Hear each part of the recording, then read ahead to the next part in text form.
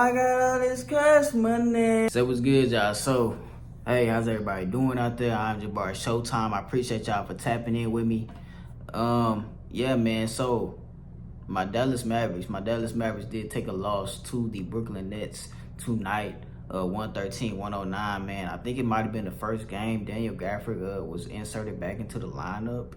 He played about 18 minutes, did all right. Dropped about 13 points. AD played 28, man. Only gave us 12, though. We have about 6 games remaining on the season. We're looking to, pretty much finish strong. We're about 1 game ahead of the 10th spot. We're sitting in the 9th seed right now. And the Sacramento Kings are right behind us. All right, so I won't be getting into too much Mavericks content right now. Today, we're going to talk about the Cowboys, man. And Ty France, agent of Dak Prescott, Ty France, made an appearance on the Athletes First podcast and kind of really talked about how did Dak Prescott become the highest paid player in the NFL, basically. Kind of pretty much how the talks were with Dak Prescott and Ty France, and how it kind of really was projecting that he was going to be the highest paid, right?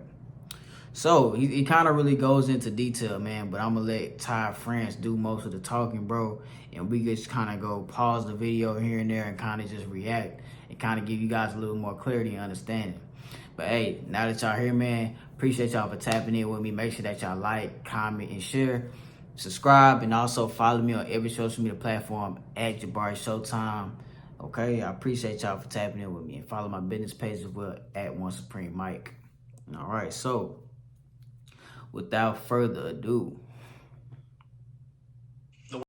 the world sees those two get done, and then everyone's now turned their attention to when will Dak get done? When will he get his contract, or will he get one, or will they? And what's Dak thinking at this point? So Dak just cut. I mean, just to provide a little bit more clarity, he's gonna mention it later in the video, but just to provide a little bit more clarity, he said 2, right? So the 2 players that he kind of specifically are talking about is Tua Tagovailoa and Jordan Love. Those are the 2 quarterbacks that pretty much got paid.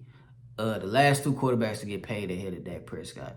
And those were the 2 quarterbacks that kind of helped determine the market to project to what it was when Dak Prescott pretty much signed. So that's just that. 3 years ago, he got the greatest NFL contract of all time. He's crushing it on the field. He's got, a ton of money. He's, everything's great. But I remember him saying something to the media, like, what was Dak's mentality at this point of the negotiation? What was important to him? Ultimately, he was thinking about football. Like, I remember we went and sat down with him maybe right at the start of training camp or right before training camp, and really just gave him an overview of everything. I remember the other 2 quarterbacks weren't quite done, so I was basically telling him, here's where the negotiations are with Tua and Jordan, and we think they're going to finish around here. And this is, how the market has changed since your last contract. And he was just really thinking about football. He gave us the green. You do what you need to do. Like, I'm focused on football. Yeah. Especially when they started very late coming back at us. They could have done it all off season. Yeah. And when Dak's getting ready for camp and getting into camp, the switch flips. Like, he does not want to be involved in or having conversations about the contract. Yep. Now, we can talk about it, and he didn't even want to be updated unless there was something worthy to be talked about. Yep. Now, I still did, and he still heard it, but they were shorter conversations. They weren't near as in depth as they were the first go around, because he was in training camp. Yeah. And that's where he wanted to be, and that's where his mindset was. And he was willing to bet on himself. He's like, that's fine. They don't want to do a contract. I'll be a free agent. Yeah. And of course the Cowboys, were banking on the star on the helmet, and that no matter what, he's going to come back, and it wasn't going to work out that way. I had the deal not worked out. I really believe. All right, y'all. So y'all pretty much heard it from the horse's mouth. This is Ty France, and also the other part of the agency that Ty France is a part of, sports agency that Ty France is a part of, man. So you just heard it from the horse's mouth, basically. All right, so Ty France and the other guy pretty much representing their agency pretty much talked about how, hey, this deal with Dak Prescott could have got done earlier that year rather than dragging it out through training camp And obviously, Dak Prescott didn't even want to talk contract talks during training camp or, you know what I'm saying, even after preseason. Now, they're willing to because that's their job, right? That's what they're paid for. And Ty France kind of broke down how, like, hey, Tua Tagovailoa is going to get 56, 57 million. Jordan Love is going to get 58 million, right? So you should get somewhere either around this price, but more than likely you're going to get north of what Jordan Love pretty much got, right? Because your resume is a little bit more sharper than a Jordan Love, right? So that's just pretty much how the market pretty much just works, guys. Like, that's just what it is.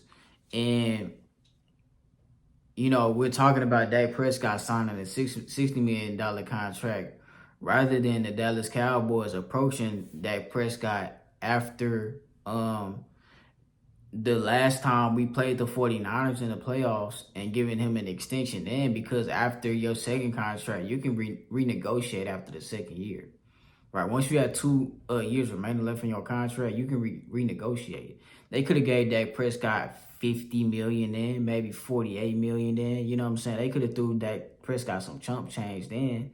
And then we as Cowboy fans and Cowboys Nation, we looking like, oh, we got Dak on a cheap, you know what I'm saying, team-friendly deal. And he has what, right now, maybe like 2 years left on that contract. And then we're looking at like, oh, if Dak Prescott isn't what we want him to be within the next 2 years, we can look into the draft. You know what I'm saying? For Arch Manning or whoever. But that's just not how things work.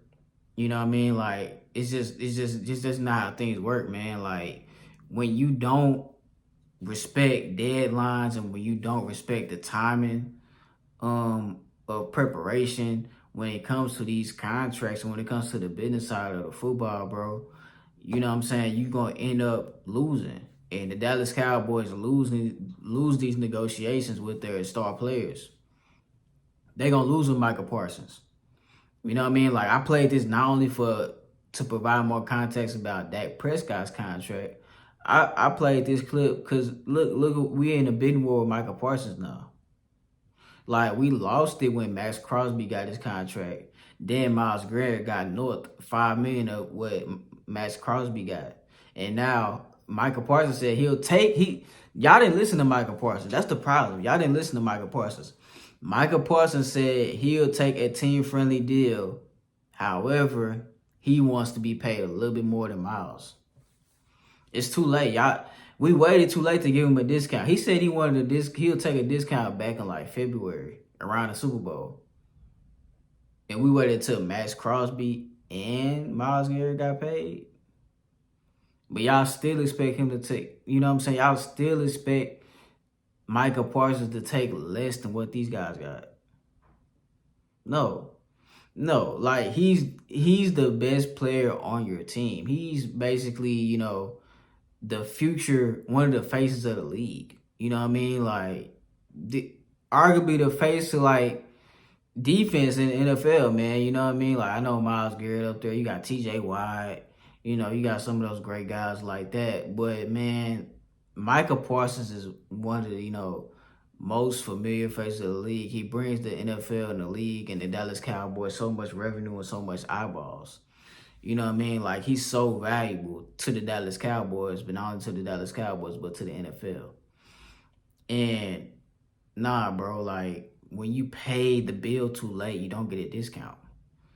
You know what I mean? Like, the interest rate gonna go up. You know what I'm saying? So, nah, bro, like, Dak, like, kind of like how Ty France just explained, how Tua Tagovailoa and Jordan Love were the two guys that were going to determine how the market was going to be for Dak Prescott. Same thing with Max Crosby and Myles Garrett. It's just that simple, bro, and it's business as usual.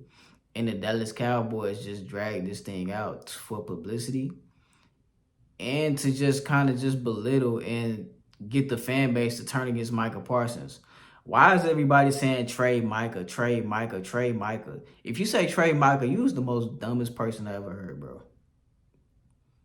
Straight up, if you say trade Micah, you're dumb. Like, why would you trade a generational talented player?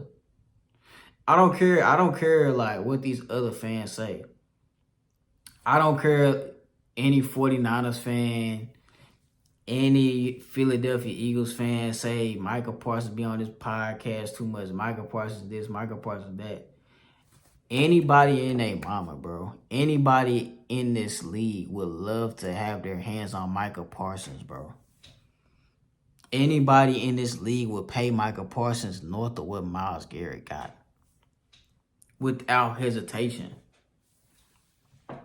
It's a shame that the Dallas Cowboys still haven't gotten this deal done. It's a shame, bro. But, you know what I mean? Like, we just got to quiet, silence all the haters, bro. Go ahead and get this deal done. Hey, Jerry Jones, Stephen Jones, pay Micah now. 1877, pay Micah now. But, hey, man, let me know what y'all think down in the comment section below, man. Hey, Ty France on the Athletes First podcast, man. Y'all go check it out. All right, peace.